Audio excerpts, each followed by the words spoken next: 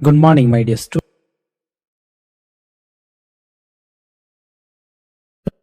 Good morning, one. The topic name is Introduction to Child Psychology. We need to talk in the specific introduction part. So, Introduction to Child Psychology, navigating the key concepts and the developmental theories. We need to talk in the introduction part of the lecture. The child psychology is a fascinating field that delves into the intricate world of a children's mind, emotions, behaviors, and development. As we observe and interact with the children, we begin to comprehend the remarkable journey of growth and the change they undertake from infants to adolescence. That's why in this part of the lecture, we will embark on an enlightening journey into a realm of a child's psychology, exploring key stages of a development, domains of a growth, and the age-old debate of a nature versus nurture. Also, we have to talk now. So understanding the child development and what are the key stages and domains we have to talk now. Child development is a dynamic process that can be categorized into several key stages and each marked by distinctive changes in a physical, cognitive, social, and emotional aspects. While the specifics may vary, so the general stages we need to talk the one by one. The first will be an infancy, that is a 0 to 2 years. This stage is characterized by rapid physical growth and the development of basic motor skills. Because infants are from emotional attachments and begin to comprehend their environment through their senses.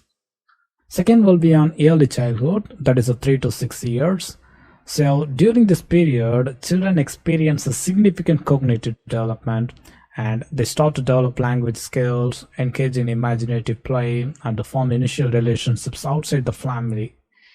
The third will be in a middle childhood, that is a 7 to 11 years. So cognitive abilities continue to expand here and enabling children to grasp more complex concepts and the social interactions become more interactive and they develop a sense of self-identify. Fourth will be in obsolescence, that is 12 to 18 years. The stage is marked by intensive physical changes due to puberty because adolescents refine their cognitive skills, seek a greater independence, and experiment with identify and relationships too. So, what are the child development occurs across the multiple domains? There are the 4 points we need to talk. The first will be in physical domain, involves the changes in the physical size, strength, motor skills, and the development of a fine and gross motor abilities. Second will be in cognitive domain, so focuses on a cognitive processes like a thinking, memory, a problem solving, language development, and the growth of abstract reasoning. Third will be in a social domain that examines the child's interactions with the peers, a family, and a society, that encompassing the development of a social skills, empathy, and understanding of a social norms. Fourth will be on an emotional domain, so that encompasses the growth of emotional understanding, a self-awareness, and regulation of emotions, we can say now. So what are the theories of a child development we need to talk now? That is nature versus nurture. The age-old debate of nature versus nurture that forms the backbone of child psychology discussions. This debate addresses whether a child's development is primarily influenced by genetic factors, that is a nature, or environmental experience, that is nurture. So both factors play integral roles in shaping a child's development, we need to say here, because according to the nature, that emphasize the role of genetics and the biological factors in a child development. The genetic inheritance that determines the certain physical traits and the predispositions to certain conditions and even aspects of a personality and cognitive abilities. For instance, a child may inherit a talent for music from their musically inclined parents. According to the nurture, on the other hand, that highlights the significance of environmental factors in a child development. This includes the influence of a family, caregivers, peers, cultural context, education, and experiences. Some example we can say. As well as, a child growing up in a supportive and stimulating environment is more likely to develop a strong cognitive and social skills. So, contemporary research that suggests that a nature and a nurture that interact and intertwine in a complex way. The reason is why that the genetic predispositions that can influence a child's response to environmental factors and a nurturing environment, they can modify the expression of certain genetic traits. This intersection and undergoes the importance of recognizing the both influences in a child psychology. We have to focus now. So, in conclusion, child psychology unveils the captivating journey of growth and transformation that the children undertake from a birth to adolescence. Understanding the key stages of development and the various domains through which growth occurs is essential for anyone working with our rising children. Moreover, recognizing the interplay between the nature and the nurture that enables us to appreciate the intricate dance that between the genetics and environment shaping a child's development. So, as we delve deeper into this field, we gain a valuable insights that help us support and nurture the future generations to come. The next part of the content we need to talk about the exploring child development, that is attachment theory and Piaget's stages of a cognitive development. Actually, child development is a fascinating journey that involves intricate interactions between a nature and a nurture, as I told. So, two influential theories that shed light on different aspects of this journey that are attachment theory and Piaget's stages that offer cognitive development we have to focus now. These theories have significantly shaped our understanding of how children from relationships and navigate their cognitive growth. That's why in this part of the lecture level, we will delve into the both theories and exploring their concepts and the profound impacts they have on child behavior and cognitive development. So, according to the attachment theory and its impact on a child behavior, the attachment theory developed by John Bowlby in the mid of the 20th century revolves around the idea that a child's emotional and social development is significantly influenced by their early relationships, particularly with their primary caregiver. Bowlby's theory emphasizes the importance of a secure emotional bond between the child and caregiver, which serves as a foundation for a healthy social and emotional development. So, what are the key concepts of attachment theory? The attachment styles and the critical period. Because attachment theory that introduces different attachment styles, the secure, anxious, ambivalent, avoidant, and disorganized. These styles are shaped by the caregiver's responsiveness to the child's needs during infancy model. Understand? And the second will be on a critical period. So the theory suggests that there is a critical period for forming attachments, and usually during the first few years of a life, and these early attachments influence the later relationships and emotional regulation, we have to say now. So what about the impact on the child behavior? The first will be on a secure attachment. Children with the secure attachments tend to be more confident, socially adapt, and have a positive self-image. They can explore their environment knowing they have a secure base to return to.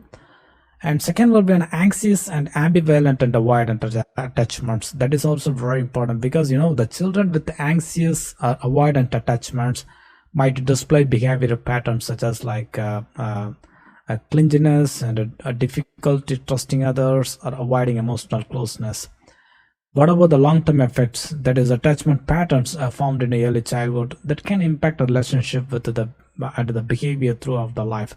So, secure attachments often correlate with the healthier emotional functioning in adulthood. Okay, the next theory, exactly, that is a Piaget stages of a cognitive development.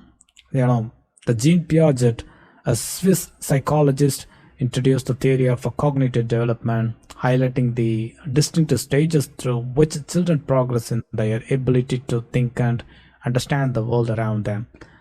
So Piaget's theory that emphasizes the role of active exploration and interactions in shaping a child's cognitive growth.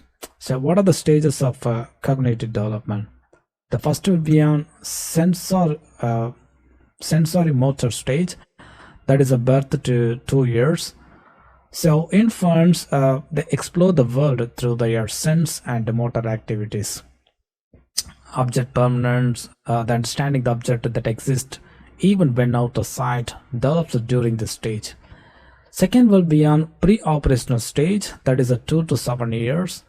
Children begin to use the language and symbols to represent objects and concepts. However, their thinking is egocentric and lacks logical reasoning. Third will be on a concrete operational stage, that is a 7 to 11 years. Logical thinking develops and the children can understand conservation, because that is like the quantity of substance remains the same despite changes in appearance, and reversibility also we can say like a concrete operational stage. The final will be on a formal operational stage, that is 11 years and beyond, because abstract and hypothetical thinking emerge, and adolescents they can consider multiple perspectives, engage in systematic problem solving, and think about the future.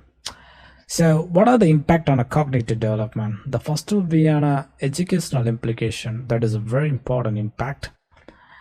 So, Piaget stages emphasize the importance of age-appropriate learning experiences. Exactly, because the teaching methods should align with the child's cognitive stage to maximize the understanding and retention. Second will be on parental guidance. So understanding these stages that helps the parents provide a suitable challenges and support to their children. It allows them to foster cognitive growth effectively. So in a nutshell, attachment theory and the Piaget stages that offer cognitive development, that are a pivotal framework for understanding the complex process of a child development, as well as attachment theory that underscores the significance of early emotional bonds in shaping behavior, while Piaget's cognitive stages shed light on how children progressively make a sense of their world. So, by grasping the concepts within these theories, parents, educators, and caregivers they can better navigate the intricate journey of nurturing a child's emotional and cognitive growth. Okay. The next part of the content in introduction lecture, we need to discuss about the exploring the intersection, that is social and emotional development in children and the cultural influences on child psychology. Childhood is a pivotal period in human development, characterized by rapid growth and transformation. Two significant aspects that shape a child's journey of growth are their social and emotional development, and the profound influence of a culture on their psychological development. So that's why this part of the final level, we delve into the fascinating realm where these two facets converge, exploring how cultural influences impact the social and emotional development of our children. The first we need to talk about the social and emotional development in children. That is the foundation, because social and emotional development that forms the cornerstone of a child's overall well-being. As children navigate the world, they progressively learn to understand and manage their emotions, establish relationships, and develop a sense of empathy. This multifaceted process involves several stages. The first would be an emotional awareness. Infants start by recognizing that basic emotions in themselves and others. Over time, they learn to label and express these emotions. Second will be on a self-regulation. As children grow, they develop the ability to manage their emotional responses and reactions to various situations. This skill lays the foundation for emotional regulation in adulthood. Third will be an empathy and the social skills. Through interactions with the caregivers, peers, and the environment, children learn to understand and respond to the emotions of others. This forms the basis of the empathy and effective social communication. The next will be the cultural influences on a child psychology, that is a shaping development. So according to the process, culture serves as a powerful lens through which children perceive and understand the world around them. Actually, it encompasses the shared values, beliefs, customs, and practices of a particular group and significantly shapes the child's psychological development, we have to say now. So what are the points we need to talk? The first will be on attachment styles. Cultural practices that influence attachment patterns between caregivers and children. For instance, Cultures that emphasize a collective caregiving may lead to more secure attachments with the multiple caregivers. Second will be on emotional expression. That is totally different because different cultures have varying norms for emotional expression, and some cultures encourage open emotional expression, while others prioritize emotional restraint. So children absorb these cues and develop corresponding emotional coping strategies. Third will be an identity formation. Cultural identity that plays a crucial role in children's self-concept. They develop a sense of belonging and self-worth by aligning with the cultural values and the norms of their community. Final will be on socialization and rules. So cultural norms that dictate gender roles, family structures, and societal expectations. Children internalize these roles and which can impact their self-perception and interactions with others. Okay, the next and final part will be on the intersection. So what about the cultural influences on social and emotional development? Actually, the interplay between a social and emotional development and the cultural influences is intricate and reciprocal. Cultural norms that provide the context within which children learn to regulate their emotions and engage with others. Understand? Conversely, a child's social and emotional development is a very crucial in navigating and understanding their cultural context. So according to the process, we have to talk some points. The first will be on cultural emotional toolkit. Children acquire a cultural emotional toolkit, a repertoire of emotional expressions and coping mechanisms that align with their cultural background.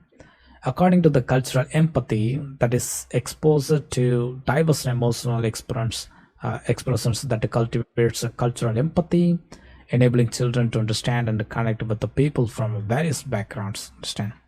Final will be on a cultural identity and resilience, because a strong foundation in a social and emotional skills that equips the children to navigate the challenges of acceleration and balancing their cultural identity with the new experiences.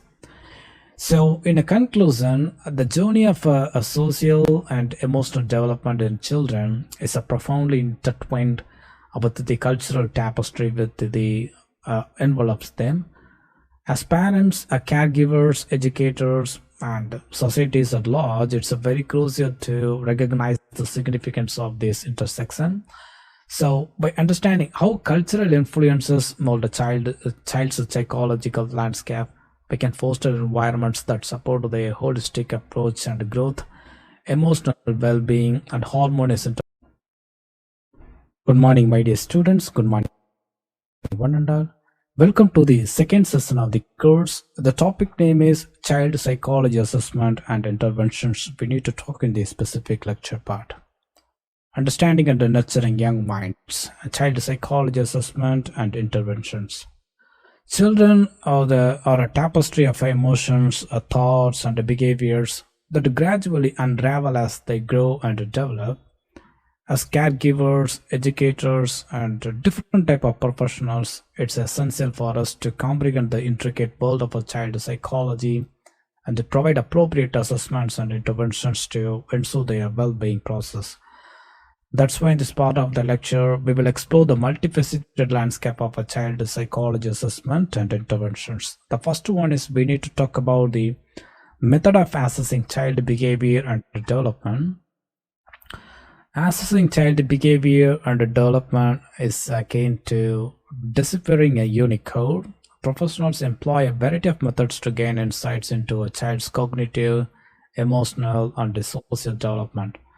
The observation, standardized tests, interviews, and questionnaires that are common tools used to understand a child's strength, challenges, and overall development trajectory. So these methods enable professionals to tailor interventions that cater to each child's specific needs. Second will be on common psychological disorders in children, the ADHD, autism, anxiety, etc. Child psychology disorders such as like attention deficit and hyperactivity disorder, that is ADHD, and autism spectrum disorder, that ASD, and anxiety disorder, that can significantly impact a child's life actually. That is early identification and interventions that are crucial to support children in managing these challenges, because ADHD that might require behavior therapy, and in some cases medications also we have to follow, as well as the autism interventions focus on enhancing communication and social skills. So anxiety disorders often benefit from a cognitive behavioral therapy and equipping children with the coping strategies too. What about the behavioral interventions for managing child behavior? That is very important because behavioral interventions form the cornerstone of a child psychology interventions. Positive reinforcement where desirable behavior are rewarded that can motivate the children to adapt positive habits. Conversely, negative reinforcement that aims to eliminate undesirable behaviors by removing certain stimuli.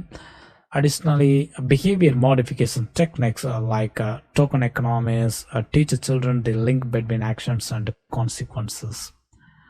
The next will be on play therapy and its applications. For children, play is not just a pastime, it's a medium of expression. So play therapy that harnesses the power of play to help children communicate their thoughts and feelings, whether it's through art or toys or imaginative play. Children can symbolically walk through their challenges with the guidance of a trained therapist. So play therapy that can be especially effective in addressing trauma, anxiety, and emotional issues. The next will be on a parent-child relationships and effective parenting strategies. Also, we have to concentrate much more. The healthy parent-child relationships are the bedrock of a child's psychological well-being. Effective parenting strategies foster like a trust, communication, and emotional regulation, because the positive discipline techniques and active listening, setting a realistic expectations, and maintaining open lines of a communication that all contribute to nurturing a strong parent-child bond. So parents who understand their child's developmental stages are better equipped to provide appropriate support. The final would be on ethical considerations in child psychology research and practice. According to the process, the child psychology research and practice come with a unique set of ethical considerations. Children are a vulnerable population, necessitating the extra precautions in terms of informed consent, confidentiality, and protection from harm. So, professionals must prioritize the best interest of the child while conducting research on providing interventions. So, balancing the need for understanding with ethical responsibilities is a paramount in this field. So, in a conclusion, we can say like a child psychology assessment and interventions require a delicate balance of scientific understanding, empathy, and ethical considerations. Understand? By utilizing various assessments tools and recognizing common disorders, implementing effective interventions process, leveraging the power of play therapy, nurturing parent-child relationships, and upholding ethical standards, we can contribute to the healthy psychological development of our youngest generation. So remember that every child's journey is unique. So, and with the right audience and right guidance, we can help them paint a brighter future. Okay, my dear students, I hope you enjoy the second session of the topic of child psychology assessment and interventions. Good morning, my dear students. Good morning, one and all. Welcome to the third session of the course. The topic name is Introduction to Sports Psychology and Applied Sports Psychology. We need to talk in the specific lecture part. Unleashing the Power of the Mind, an Introduction to Sports Psychology. So, in the realm of sports, the physical prowess of athletes that often takes a center stage, but beneath the surface lies a dynamic world of mental strategies and techniques that play a critical role in shaping an athlete's success. So, welcome to the intriguing realm of sports psychology, where the power of the mind meets the challenge of the field. This part of the lecture, we will delve into the basics of sports psychology and exploring its definition, scope, and the myriad ways its influence of sports performance. So the first we need to talk about the basics of sports psychology and the definition and scope. Sports psychology can be described as the study of how psychological factors impact the sport performance. It encompasses a range of concepts and techniques aimed at optimizing an athlete's mental state and enhancing their overall performance. This multidisciplinary field that draws insights from a psychology and a sports science and even neuroscience to provide athletes with the tools to overcome mental obstacles and achieve a peak performance. So, what about the psychological factors influencing the sport performance? We need to talk now because a plethora of psychological factors that can influence an athlete's performance, exactly from their mindset to their emotional state, and each aspect plays a crucial role. So understanding how these factors interact is a fundamental to improving performance model. Factors such as like a focus, attention control, and emotional regulation that can significantly impact an athlete's ability to perform under pressure. What about the motivating and the goal setting in sports? The motivation that serves as the driving force behind an athlete's dedication to training and the competition process. Because the sports psychologists work with athletes to cultivate and maintain a motivation through techniques such as like a goal settings, setting clear, achievable goals that helps athletes maintaining the focus process, track progress, and stay committed to their training regimen. And next will be a confidence, self-efficacy, and their impact on athletes. Confidence and self-efficacy that are like hidden superpowers that athletes can harness to elevate their performance. Because confidence that involves a deep belief in one's abilities, while self-efficacy refers to an athlete's belief in their capacity to achieve a specific goals, as well as the sports psychology that helps athletes build and maintaining these qualities, enabling them to push the boundaries and excel even when faced with the challenges here. So what about the stress, anxiety, and managing competitive pressures? The competitive world of sports often that brings immense pressure and stress, because sports psychologists give athletes with the coping mechanisms to manage stress and anxiety effectively. Techniques such as mindfulness and breathing exercises and cognitive restructuring that empower athletes to stay calm, focused, and composed in high stress situations. So, what are the imagery and visualization techniques for athletes we have to follow? The power of the mind that extends to the realm of imagery and visualization, because the athletes they can mentally rehearse their performances, envisioning success before it happens. This technique not only enhances muscle memory but also boosts confidence and reduces performance anxiety. So sports psychologists they guide athletes through these type of mental exercises, helping them harness the mind's potential. So, in a nutshell, we can say like a sports psychology unveils the remarkable potential of the human mind within the context of a sports performance. It's not just about a physical prowess, as I told, it's about unlocking mental resilience, confidence, and much more focus.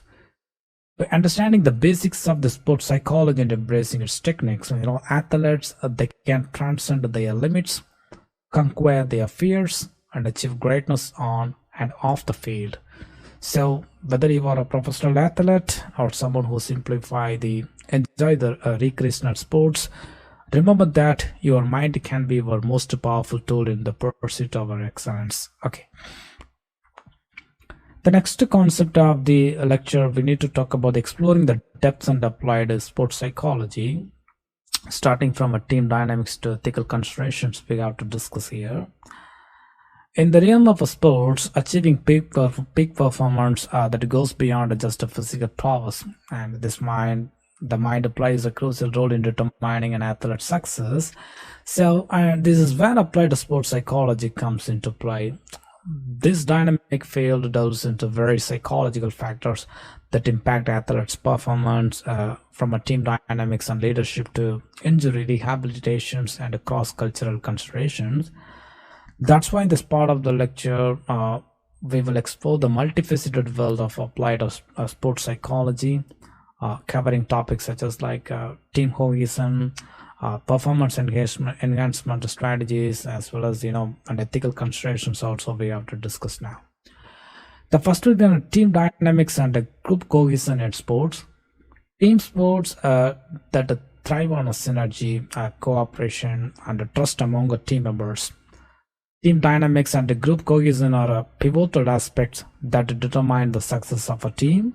So, cohesive teams that demonstrate higher levels of communication, cooperation, and shared objectives, leading to enhanced performance and satisfaction among athletes. So, applied to sports psychology that delves into the techniques to foster team cohesion, including team building activities, communication training, and conflict resolution strategies. So, what are the leadership and communication in sports settings? That is very important because the effective leadership and communication that play vital roles in sports settings. Coaches and the team leaders, they set the tone for the team's culture and performance. That's why the applied sports psychology offers insights into various leadership styles and communication strategies that motivate the athletes, build a trust, and create a positive environment. So, by understanding how to tailor communication to individual athletes and situations, coaches they can enhance athletes' motivation and performance. The next will be on psychological aspects of injury and rehabilitations. We need to talk now.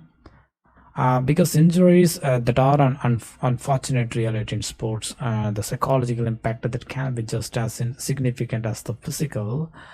Because applied sports psychology that addresses the mental challenges athletes that face during injury and much more modern. Because the techniques such as goal setting, visualization, and the cognitive restructuring that can help athletes manage their emotions or maintain a positive mindset and adhere to the process. So this aspect of sports psychology that contributes not only to physical recovery but also to mental resilience, we have to say now. So what are the performance enhancement strategies we need to follow? That is biofeedback, mindfulness, etc. Actually, the peak performance is the ultimate goal in sports, and applied sports psychology that offers an array of strategies to achieve it. Various number of techniques such as like biofeedback that which provides athletes with the real-time psychological data, and mindfulness which helps athletes stay present and focused, that are valuable tools for enhancing performance. These strategies enable athletes to manage stress, regulate emotions, and optimize their mental state for optimal performance.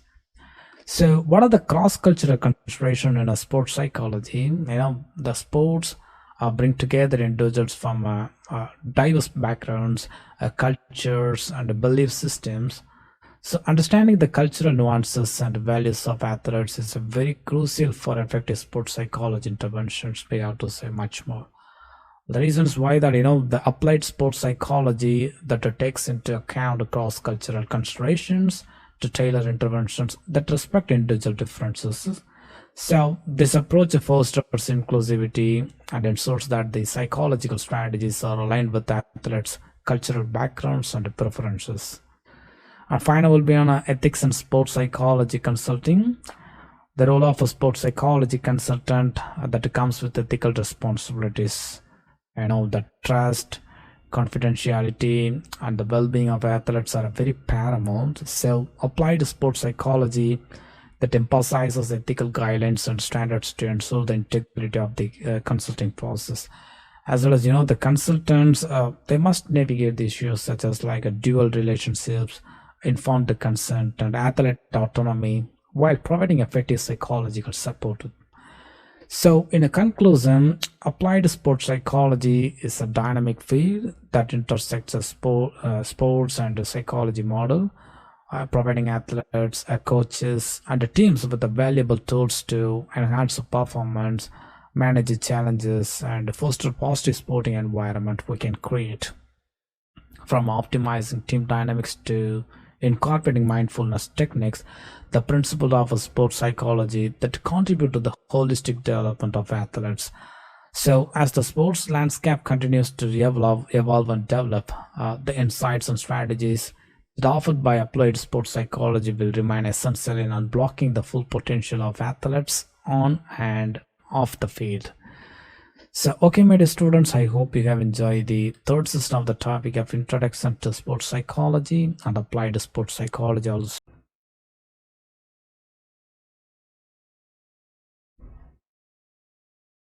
Good morning, my dear students. Good morning, one and all. Welcome to the fourth session of the course. The topic name is Introduction to Energy Psychology and the Techniques and Applications of Energy Psychology. We need to talk in the specific lecture part. So, Introduction to Energy Psychology, understanding the mind, body, and energy connection. In the realm of psychology, the traditional approaches have largely focused on the mind and behavior, often neglecting a crucial aspect of a human experience like energy. That's why the energy psychology emerges as a fascinating and innovative field that delves into the intricate relationship between emotions, energy, and psychological well being. This part of the lecture aims to provide an insightful introduction to energy psychology, discussing its concept, historical development, key figures, underlying principles, and scientific perspectives. Also, we have to discuss now. The first will be an exploring the concept of energy psychology. The energy psychology is a holistic approach to mental health and well-being that recognizes the interconnectedness of the mind, body, and energy systems. It purposes the disruptions in the body's energy flow caused by emotional or psychological issues contribute to mental and emotional distress. So, EP, the energy psychology techniques are designed to address these disruptions, aiming to restore harmony to the energy systems and alleviate the psychological symptoms. The next, we need to talk about the historical development and the key figures in energy psychology. The roots of energy psychology that can be traced back to ancient Eastern practices like acupuncture and yoga, which worked with the body's energy systems to promote a balance and health. However, the modern development of energy psychology that gained a momentum in the late of the 20th century. The Dr. Roger Callahan is often credited as a pioneer, having developed thought field therapy, that is a TFT technique involving tapping on a specific meridian points to treat emotional issues.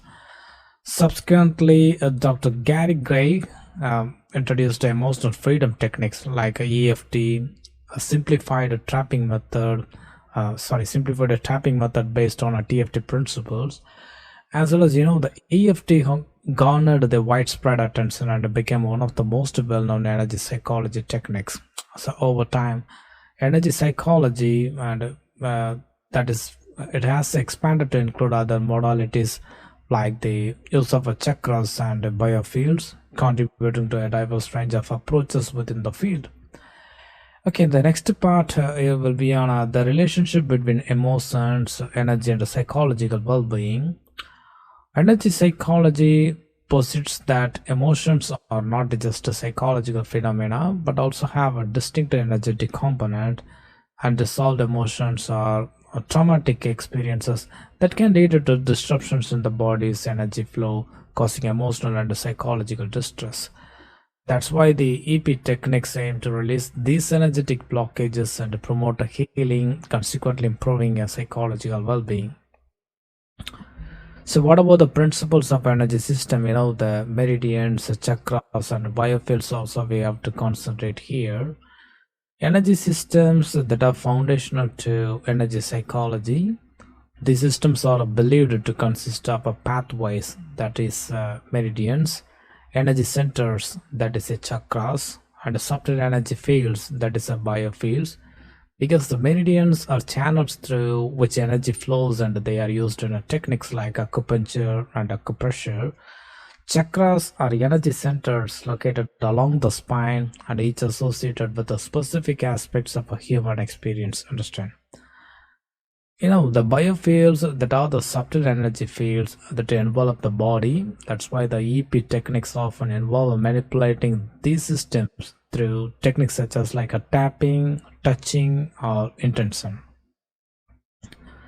So what are the scientific perspective and the critics of energy psychology? We have to discuss some other points.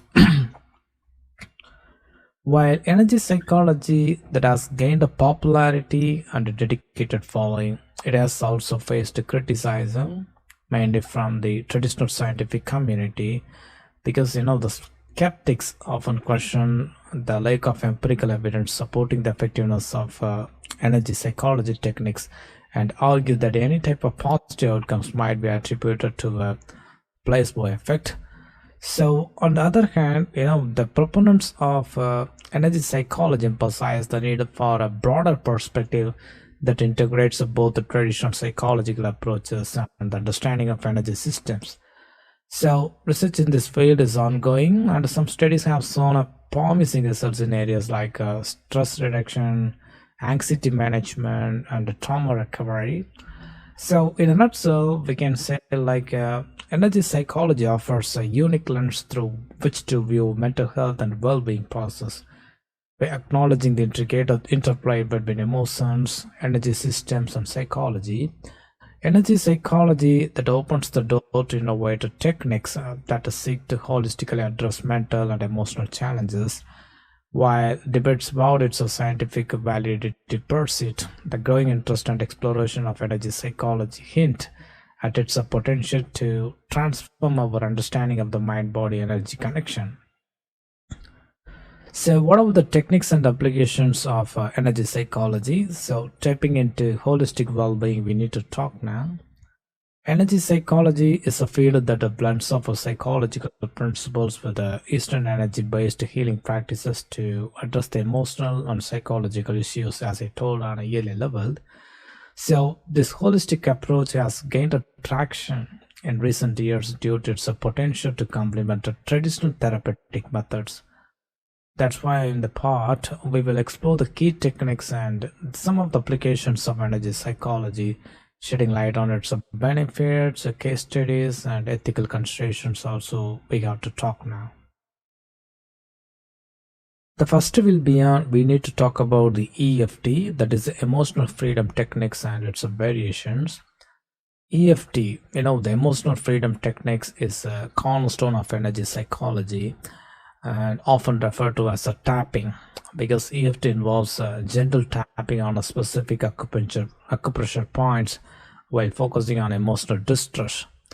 This technique aims to alleviate negative emotions, stress, anxiety, and even physical pain because EFT that variations like a matrix re-imprinting and triple T, that is a trauma tapping technique that have emerged and offering tailored approaches to different issues. Second will be on tapping into well-being applications and case studies we have to discuss. The applications of EFT and other energy psychology techniques are far-reaching.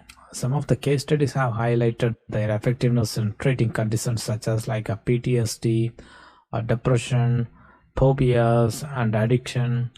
The process of tapping into one's emotional landscape empowers individuals to process and release the negative emotions, ultimately promoting well-being. Also, we have to say now. The next part will be on TFT, the thought field therapy and its methodology. TFT is another prominent energy psychology technique actually, because TFT that involves tapping specific meridians points to address the psychological problems. As I told, developed by Dr. Roger Callaghan, TFT operates under the premises that negative emotions are a result of disruptions in the body's energy system. By tapping on these points, the energy flow that can be restored, leading to emotional relief. So, what about the fourth point? That is energy psychology approach for trauma and phobias. Because energy psychology has shown a remarkable research in understanding and addressing trauma and phobias. Techniques like EFT and TFT that have been used to help individuals reframe traumatic memories, thereby reducing their emotional charge. So, exposure therapy coupled with energy psychology it has aided in a decentralized phobic responses and enabling individuals to regain a control over their lives. So the final point will be on the before the final point we need to talk about the integrating the energy psychology with the traditional therapeutic approaches. So, one of the most intriguing aspects of energy psychology is its compatibility with the traditional therapeutic approaches. Many therapists are incorporating energy psychology techniques into their practices to enhance their clients' healing journey. Understand? The combination of a talk therapy and energy based interventions that can lead to more comprehensive results we can get. Final will be on ethical considerations and professional boundaries in energy psychology. As with any type of therapeutic modality, the ethical considerations and professional boundaries are very crucial. That's why the practitioners of energy psychology must adhere to establish the guidelines and ensure they have appropriate training. So, maintaining ethical standard is paramount when working with the vulnerable individuals seeking emotional healing. So, in a conclusion, energy psychology that offers a unique and innovative approach to emotional healing and psychological well-being. Techniques like EFT and TFT, along with their variations, provide individuals with the powerful tools to address the negative emotions, trauma, and phobias. As the field continues to evolve, it's very essential for practitioners to strike a balance between integrating energy psychology with the traditional therapeutic approaches and upholding ethical standards too. By doing so, they can contribute to a more holistic and comprehensive approach to mental health and emotional healing. So, okay, my dear students, I hope you have enjoyed the fourth session of the topic of Introduction to Energy Psychology and the Techniques and Applications of Energy. Good morning, my dear students. Good morning, one and all. Welcome to the fifth and final lecture of the course. The topic name is Integrative Approaches and Future Direction. We need to talk in the specific lecture part. So, exploring integrative approaches and shaping future direction in psychology. In the evolving landscape of psychology, researchers and practitioners are constantly seeking innovative ways to enhance our understanding of the human mind and behavior, because the integrative approaches that combine various branches of psychology that have emerged as a promising avenues for unlocking new insights and improving overall well-being. That's why in this part of the lecture we delve into the fascinating realm of holistic psychology by exploring that intersections of child psychology, sports psychology, and energy psychology. We will also examine the mind-body connection and the role of energy psychology, emerging research trends, and the potential for interdisciplinary collaborations.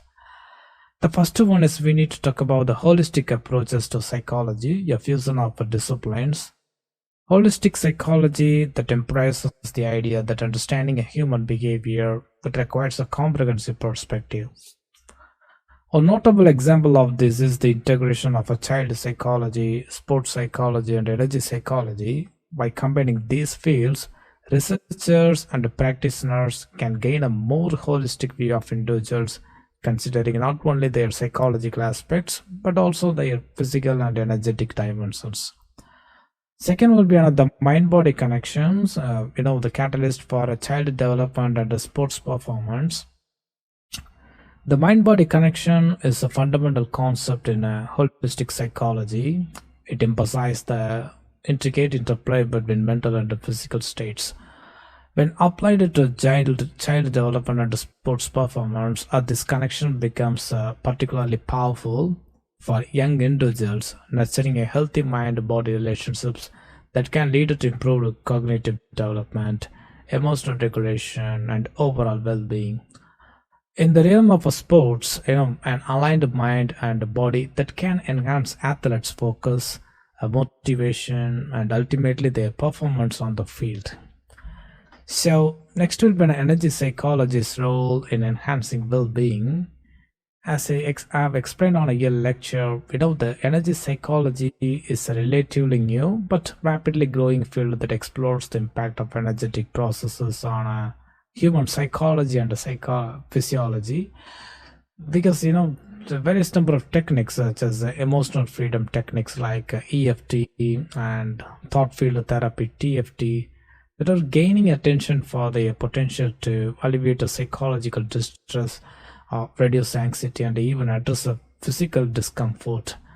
So, by acknowledging the energetic aspect of a human experience, the energy psychology adds a valuable layer to holistic approaches, promoting wellness and on a both mental and physical levels. So, what about the emerging research and trends we need to concentrate? As the boundaries between our traditional psychological disciplines continues to blur, research at the intersection of child psychology, sport, and energy psychology is expanding because the various number of studies are investigating how energy psychology techniques that can optimize the performance in young athletes, enhance emotional resilience, and contribute to healthier child development trajectories. Additionally, researchers are exploring how mind body interventions that can be integrated into educational and sports settings to promote a holistic growth. The next would be interdisciplinary collaboration and applications. The potential of for interdisciplinary collaboration in holistic psychology is very vast. Psychologists, educators, sport coaches, and energy practitioners, they can join forces to develop comprehensive programs that address various aspects of our well-being process. Schools can incorporate mindfulness and energy-based practices into their curricula, helping children develop emotional intelligence and stress management skills. As well as sports teams, they can implement mental training regimens that combine visualization and energy clearing and cognitive techniques to optimize athletes' performance. So finally, we'll be on shaping the future, a holistic vision. Our future of psychology lies in its ability to embrace a holistic vision of a human experience. Exactly, we can say here, because by merging the insights from a child psychology, sports psychology, and energy psychology, we can create a comprehensive understanding of individuals' mental, physical, and energetic dimensions. This integrative approach that holds the potential to transform how we approach a child development, sports performance, and overall well-being. As researchers delve deeper into these fields and uncover new connections, we can look forward to a future where psychological that empowers individuals to thrive in every facet of their lives. So, in a conclusion, the fusion of a child psychology, sport, and energy psychology that represents a promising frontier in psychology model. By recognizing the mind-body connection and leveraging energy-based interventions, we can enhance the child development trajectories, optimize the sports performance, and promote a holistic well-being. As research continues to evolve and interdisciplinary collaborations flourish, we are on the brink of an exciting era that holds the potential to reshape how we understand and nurture the human experience. So, okay, my dear students, I hope you have enjoyed the fifth and final lecture of the topic of integrative approaches and the future direction.